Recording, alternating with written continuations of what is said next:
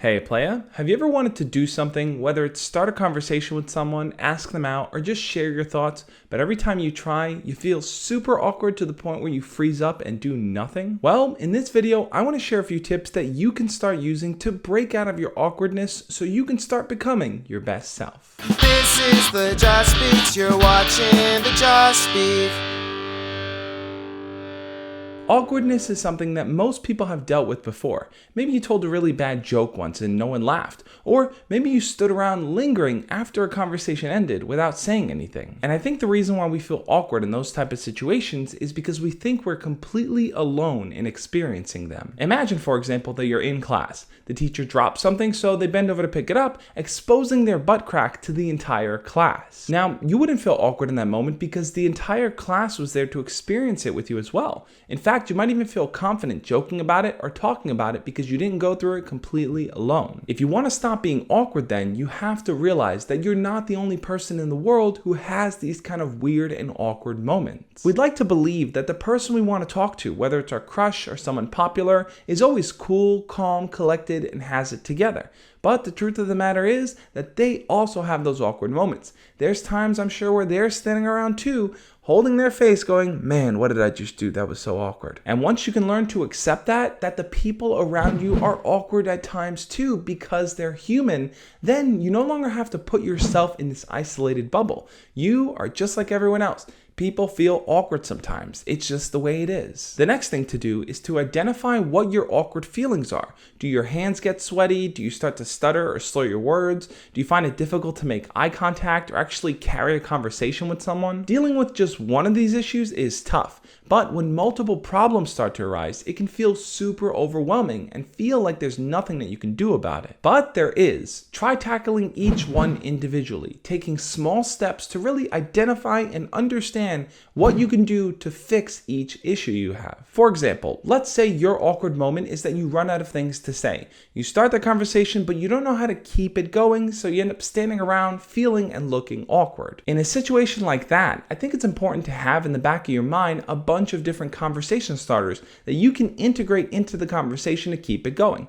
Side note here, I've put together a list of 20 icebreaker conversation starters. I have it there on the screen. You can click on the link, check it out, download it, and try it out. Or let's say your awkward moment is that you have trouble maintaining eye contact with people. Well, in a situation like that, I think the best thing to do is to start practicing making eye contact with people that you know and slowly start working that up to people that you are more awkward and afraid of. Another side note, I've also made a video about maintaining eye contact with someone, which you can check out. If there is something that you are struggling with, make sure to let me know and I'll make a video about it. But also check my channel to see if I already have one there first. Look, it's time to face the facts. Everyone you know will have an opinion about something that you do. Whether it's good or bad, right or wrong, everyone will have something to say. The key here is to focus on the signal rather than the noise. The noise is simply going to be people telling you things to bring you down, but the signal are going to be the things you need to hear so you can make those incremental changes. For example, let's say a girl calls you creepy or awkward simply because you said hi to her on Instagram. Well, it's easy to focus on the noise and to think, oh my God, she doesn't like me, her friends are not going to like me, other people are going to think I'm weird, everyone's going to look at me like this big creep. But if you focus on the signal, you're really keying in on the idea of what can I do to change? What can I do to change my behavior? Maybe I don't say just, hey, maybe I follow up with a question. What can I do to make this situation work where I don't feel awkward and she doesn't view me in that way? If you just shift your focus to your potential areas of improvement, you won't get bogged down by the negativity surrounding the statement, but instead you'll focus on what you need to do to be your best self. Now, when it comes to the physical side of things, social anxiety can be very real and can completely take over your body. That's why it's so important to practice calmness in your day-to-day life. Whether it's practicing meditation, listening to calm music, going for a walk, or just sitting, try to find something to slow yourself down so you can focus on being centered. When things start to go wrong, it's easy for your mind to start racing, your heart to start beating, your sweat to start pouring, and your anxiety to start kicking in. So here's an example of something you can do before you jump into any potentially awkward conversation with someone. Look at your hands. Focus on your hands right now. Just feel your hands just open palmed existing. And now close your fingers and feel the muscles gripping in your wrist. As you focus on your hands, you start to shift away your focus of things externally that potentially may be making you feel awkward. So at the end of the day, what it comes down to is focusing your energy, your time, and your mind on something in the present, something as simple as your hands. And finally, there should only be two potential outcomes that can come about from any situation you run into that may feel awkward. You either win or you learn. Don't beat yourself up for messing up an interaction with someone. There's always going to be more chances in the future.